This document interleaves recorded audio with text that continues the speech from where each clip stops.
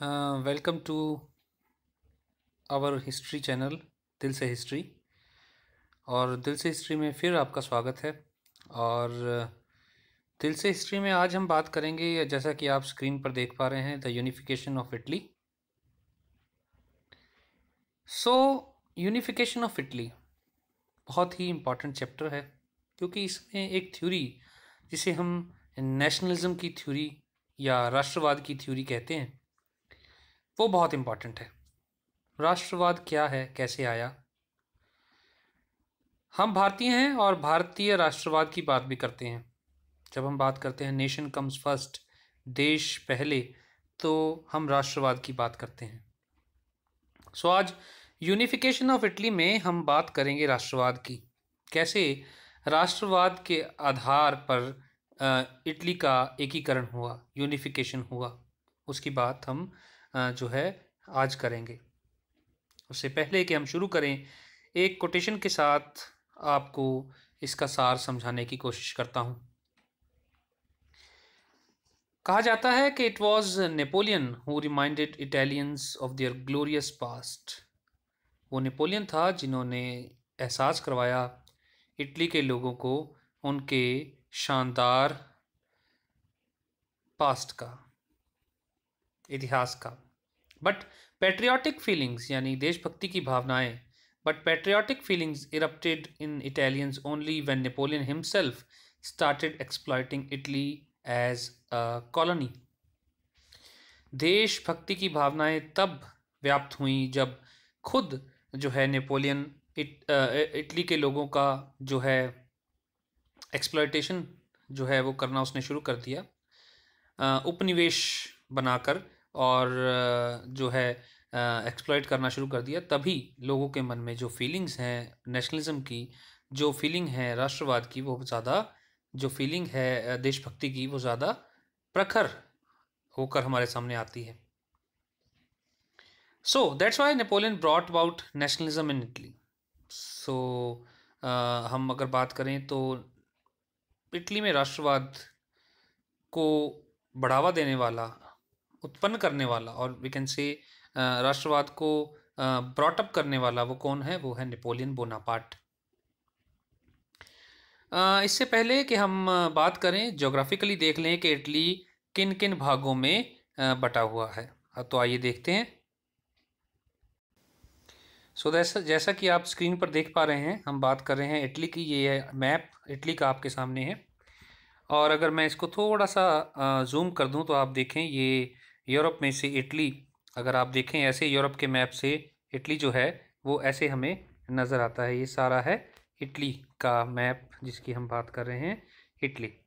अगर मैं थोड़ा सा इधर लाऊं, आपको दिखाता हूं, तो आप देखें कि डिफरेंट डिफरेंट पार्ट्स में डिवाइड हुआ है Italy. North west of Italy यानी उत्तर पश्चिम इटली जो है, जिसमें सार्डिनिया और पीडमांट का जो इलाका आता है, जैसा कि आप ये देखें, मैं आपको दिखाता हूँ, ये पीडमांट का इलाका है, ये पीडमांट का इलाका है, ठीक है। और ये जो इलाका आता है, ये इसके नीचे अगर हम देखें, ये सार्डिनिया, ये सार्डिनिया का इलाका है।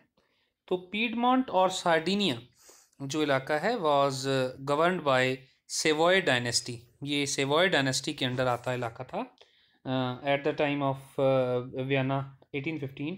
हम बात करें तो ये सार्डिनिया, सार्डिनिया, सार्डिनिया का इलाका, जिसे मैं आपको दिखाता हूँ, ये सार्डिनिया का इलाका, और ये पीडमांट जो है, ये वाला इलाका सेवॉय डायनेस्टी के अंडर आता है।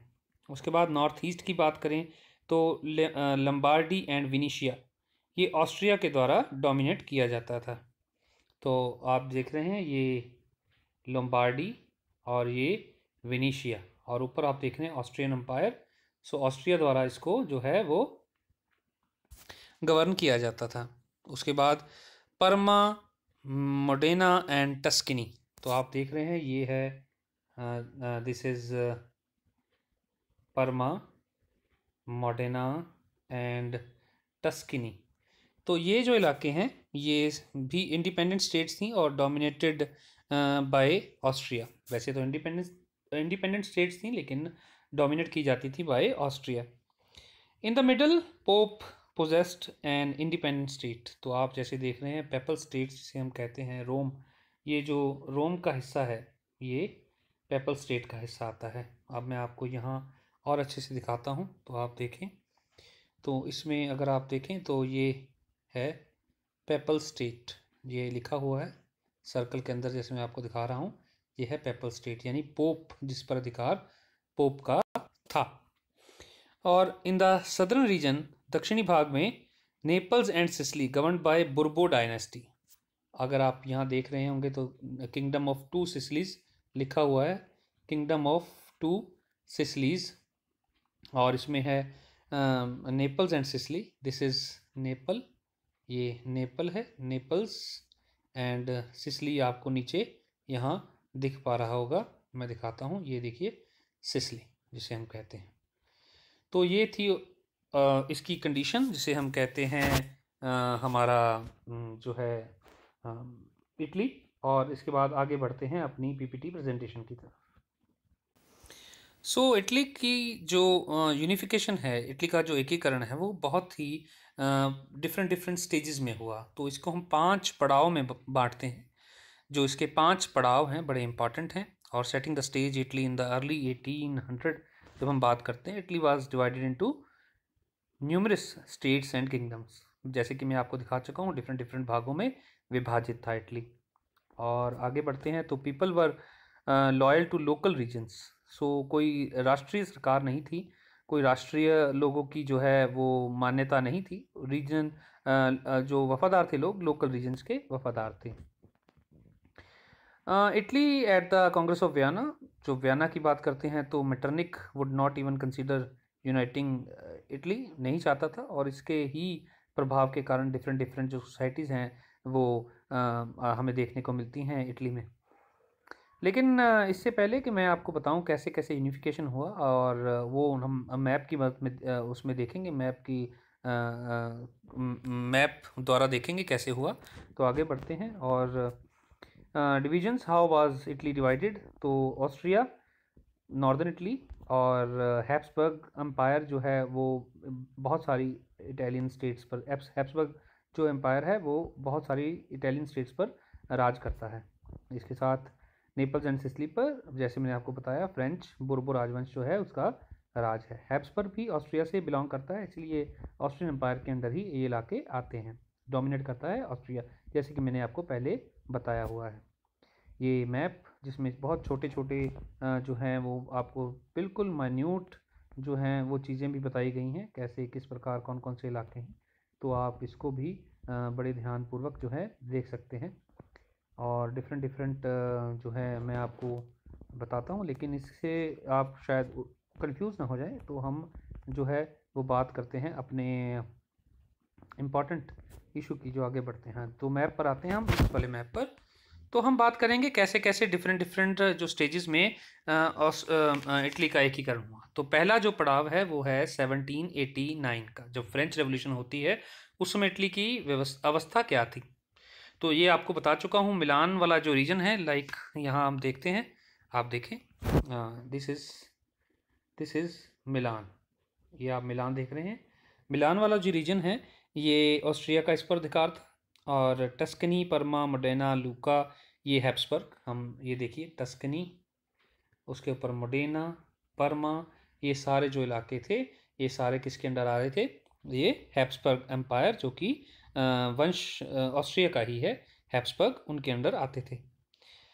नॉर्थ वेस्ट में पीडमोंट का प्रसिद्ध राज है, नीस, सवाई, सार्डिनिया, ये सारे इलाके हैं। जैसे आप देखें, ये पीडमोंट और नीस, ये सार्डिनिया, नीचे आप इसके नीचे देख सक रहे हैं, ये जिसपे सर्कल के नीचे देख पा रहे हैं। और ये सारे जो इलाके हैं ये पीडमोंट के अंदर सेवॉय डायनेस्टी जो है, ये देखिए सेवॉय लिखा हुआ है, सेवॉय डायनेस्टी के अंदर आते हैं। उसके बाद नेपोलियन एंड इटली। अब नेपोलियन ने क्या रोल प्ले किया। Napoleon he attacked on Italy from 1796 to 1809, मतलब so many times he attacked on Italy. So Italy पर उसने बहुत सारे जो है वो अटैक किए, लाइक 1796 से 1796 से 1809 तक।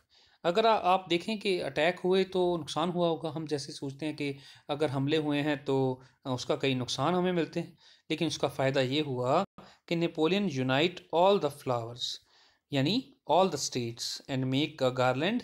क्या बना वो गार्लैंड? वो हार कौन सा बना? वो बना इटली। सो बहुत ही इम्पॉर्टेंट जो है ये पहला पड़ाव जो है हमें देखने को मिलता है। इसमें उसके बाद हम इसी में ही पड़ाव में बात करते हैं वियना की संधि की। सो वियना की संधि हुई 1815 में। मेटरनिख नहीं चाहता था कि इटली यूनाइट हो, इसलिए बहुत कुछ पाबंदियां इटली पर लगाई गई, लेकिन उस समय इटली में बहुत सारी सीक्रेट सोसाइटीज़ जो हमें देखने को मिलती हैं। फॉर एग्जांपल इसमें जो सोसाइटी है, आपके लिए छोटा क्वेश्चन, एक बहुत अच्छा और बहुत इंपॉर्टेंट क्वेश्चन है, वो है कार्बोनरी सोसाइटी। अब कार्बोनरी सोसाइटी क्या है, इसके बारे में हम बात करेंगे जो है पहले कि क्या है कार्बोनरी सोसाइटी। सो जब कार्बोनरी सोसाइटी की बात करते हैं, ये एक सीक्रेट सोसाइटी थी जो चारकोल बर्नर्स, जो कोयला जलाने वाले मजदूर हैं, उनके द्वारा शुरू की गई थी। The secret society of charcoal burners was found in 1810, 1810 में जो है ये नेपल्स में इसकी शुरुआत हुई थी। आपको नेपल्स दिख रहा होगा स्क्रीन के ऊपर, ये दिस इज ये देखिए, हाँ जी, ये नेपल्स वाला इलाका है जहाँ मैं दिखा रहा हूँ। But its members belong to all sections. Nobles भी थे, मिलिट्री ऑफिसर भी थे, फार्मर्स भी थे, प्रीस्ट्स भी थे, पुजारी जिसे कहते हैं हम, और मिडिल क्लास भी थे। सारे इसमें जो लोग जो हैं वो शामिल थे। इस सोसाइटी के दो गोल्स थे, दो इसकी जो है मंतव थे। वो क्या थे? बेनिशमेंट ऑफ फॉरेनर्स, यानी विदेशियों का बहिष्कार, और उसके बाद फ्रॉम इटली, इटली के में विदेशियों का बहिष्कार करना, और दूसरा था लीगल फ्रीडम की स्थापना करना, कानूनी जो आज़ादी है उसकी जो स्थापना करना। इन्होंने एक ट्राई कलर फ्लैग जो है वो black, red and blue colours में इंट्रोड्यूस किया, जो बाद में बहुत ही पॉपुलर हुआ, उसकी बहुत पूजा जो है की जाने लगी। सो ये बहुत इंपॉर्टेंट एक सोसाइटी थी जिसे हम कहते हैं कार्बोनरी सोसाइटी, जो पहले पड़ाव में हमें देखने को मिलती है। बिकॉज ऑफ जोसेफ, जो इसकी बात करते हैं मेटरनिक की, क्योंकि मेटरनिक ने बहुत पाबंदियां लगा दी, इसीलिए ये सोसाइटी बनाई गई। इसमें इटली के एकीकरण की डिफरेंट डिफरेंट जो हैं वो प्लान्स, योजनाएं जो हैं बनाई गई। इंपॉर्टेंट पर्सनैलिटीज़ इसमें एक और आते हैं, जोसेफ मैजिनी। जोसेफ मैजिनी ने भी एक ग्रुप बनाया था, ये भी एक क्रांतिकारी थे, और 1805 से 72 तक, 1872 तक इनका टाइम पीरियड था। 1831 में मैजिनी ने एक बहुत इंपॉर्टेंट संस्था की नींव रखी जिसे कहते हैं यंग इटली। अब यंग इटली क्या है इसके बारे में बात करते हैं। इन 1830 ही फाउंडेड अ ग्रुप, जैसे कि मैंने बताया 1831 और 1830 और 1831 में इसने ये ग्रुप बनाया। 1830 he founded a group Young Italy at France, which हम कह सकते हैं कि जिसका मकसद क्या था? To infusing the spirit of fraternity among Italians, Italy के लोगों में भाईचारे की भावना पैदा करना। So he imparted martial training to young man, उसने जो नौजवान लड़के थे उनमें जो है मार्शल ट्रेनिंग उनको दी। द नंबर ऑफ हम कह सकते हैं इट्स मेंबर्स, यंग इटली के मेंबर की जो संख्या थी वो रीच्ड 2 सालों में 60,000 तक पहुंच गई, 60,000 तक।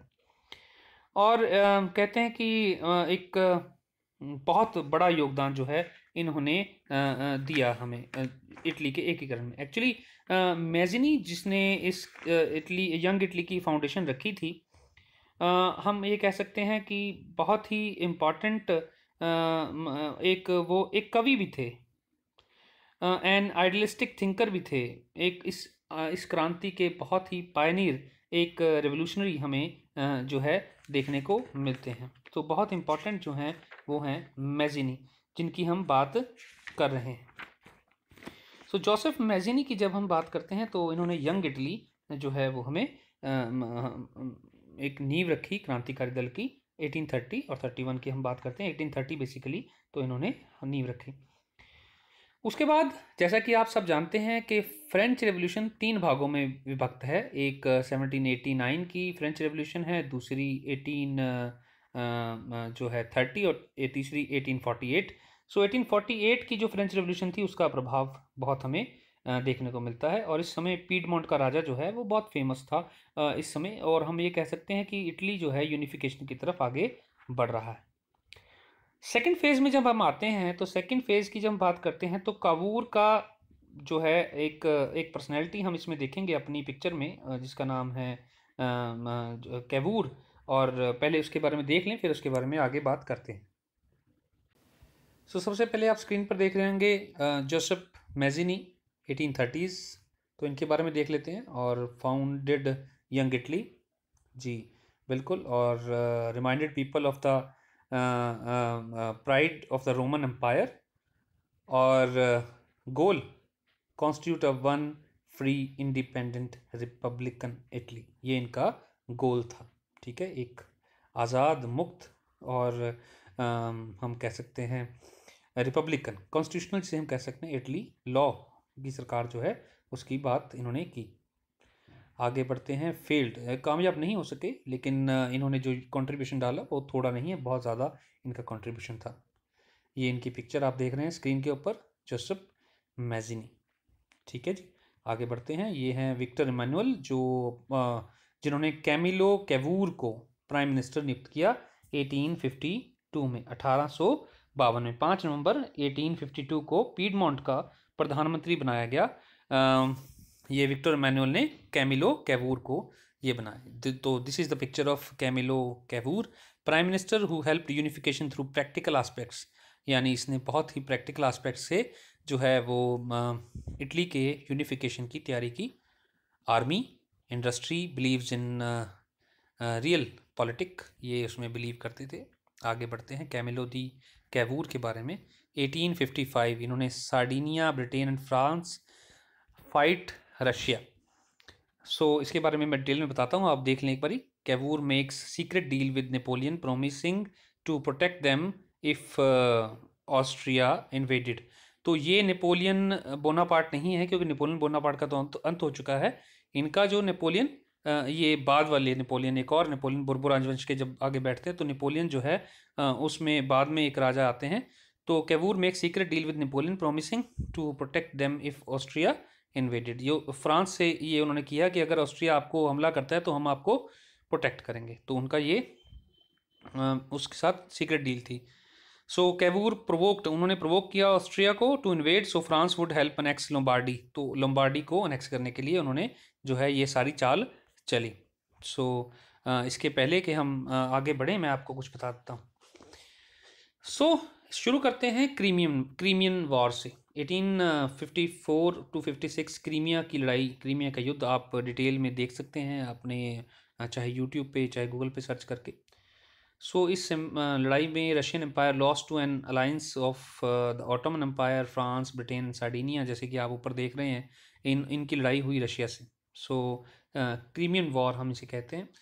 ऑस्ट्रिया के विरुद्ध युद्ध, तो जैसा कि मैंने आपको बताया कि इसने फ्रांस से ये वादा किया और ये डील की कि अगर आपसे लड़ाई करता है ऑस्ट्रिया तो हम आपका साथ देंगे। तो ऑस्ट्रिया के विरुद्ध युद्ध हुआ एंड लंबार्डी की प्राप्ति कैसे होगी। तो 2 अप्रैल 1860 को विक्टर इमैनुअल सेकंड, जो राजा हैं पीडमोंट के, उन्होंने नई संसद का उद्घाटन किया।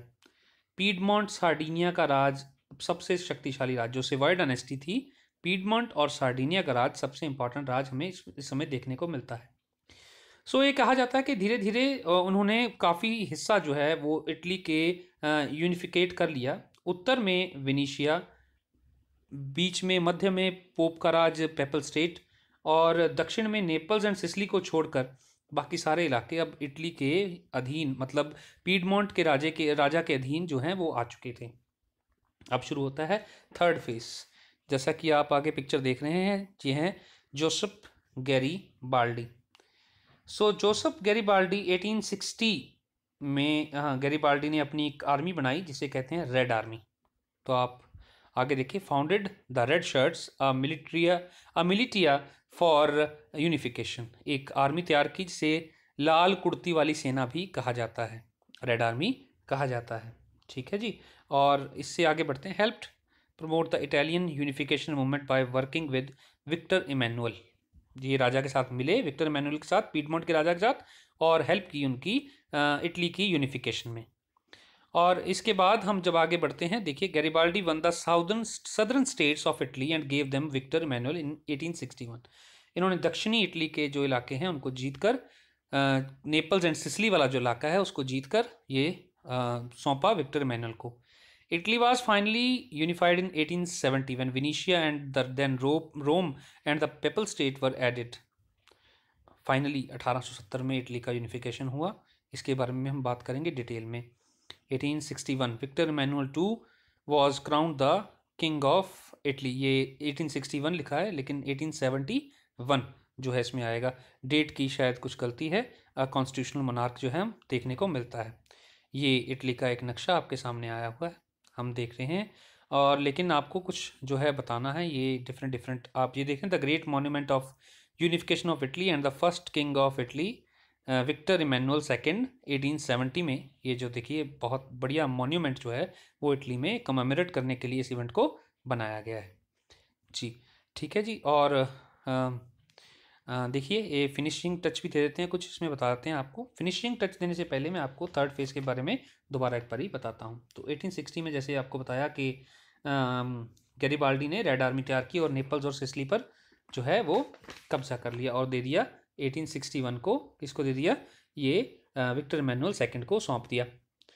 फोर्थ फेज में हम बात करते हैं कि कैमिलो कैवूर की डेथ हो जाती है, सडन डेथ होती है 1861 में, और जिससे थोड़े हालात ख़राब हो जाते हैं। लेकिन तब तक कोई मायने नहीं रखता क्योंकि थोड़े से इलाके हैं जो रह गए हैं। अब हमने बात की कि सारे इलाके आ गए हैं, सिर्फ वेनेशिया एंड पेपल स्टेट को छोड़कर सारे पहुंच गए हैं, शामिल हो गए हैं पीडमॉन्ट के अंडर। इस समय क्या हुआ कि 1866 में 1866 में ऑस्ट्रो प्रशियन युद्ध हुआ, ऑस्ट्रिया और प्रशिया का युद्ध हुआ। और जब ऑस्ट्रिया और प्रशिया का युद्ध हुआ तो उस समय इटली ने साथ दिया प्रशिया का, और दोनों को डिफरेंट इलाके प्राप्त हुए और प्रशिया जीता। और प्रशिया युद्ध में जीता और उसको वेनेशिया की जो है प्राप्ति हुई। किसको प्राप्ति हुई? इटली को। तो पराग की संधि जो 23 अगस्त 1866 को हुई, उससे इटली को वेनेशिया की प्राप्ति हो गई। तो अभी कौन सा इलाका रह गया? सिर्फ और सिर्फ एक इलाका रह गया जिसे हम कहते हैं वो है पेपल स्टेट या पोप का राज्य।